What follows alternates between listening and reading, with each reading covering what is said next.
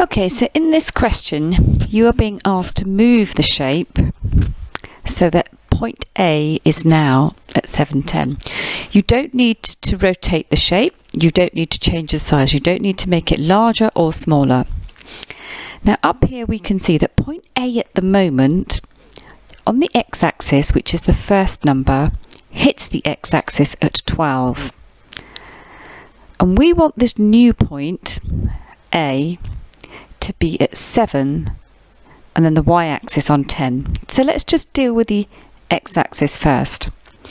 So if it's this x-axis, if it's hitting at 12 at the moment and we want it to be at 7, what will happen to B? Well, at the moment we know that B is at -3. So if it's moved from 12, if point A has moved from 12 to 7, how many places has it jumped over to the left? What's the difference between 12 and 7? 12 minus 7 is 5, so that means that this point B will also have jumped 5 places over to the left, which takes it to -8.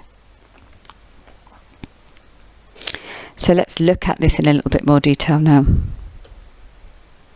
That's where we are now. We're at -8. And I've put this in blue, this new point, because it's a reminder that we want to get to 710. That's where we were originally. We were at 12. And we want that x-axis, that first point, to get on to 7. So we know we've gone over to the left, backwards by 5 places. So here we were at -3. That's where our point was. That's where point B was. 5 over, and that's why we're now, point B is now at -8. Okay, let's now deal with the y-axis. So the y-axis was up here at 16, and you can see that it's just jumped down. So if it was at 16 and it's gone down to 10, how many places has it jumped down? 1, 2, 3, 4, 5, 6. You knew that anyway. 16 minus 10 is 6. So let's look at point B. Point B, it was at 1.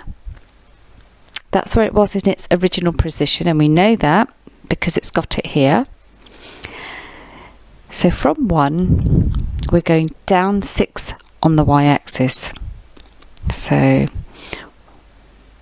1, 2, 3, 4, 5, 6, which is why we land on -5. So we were at 16. We landed on 10. That was a jump of 6. We were, point B was at number 1. Jumping down 6.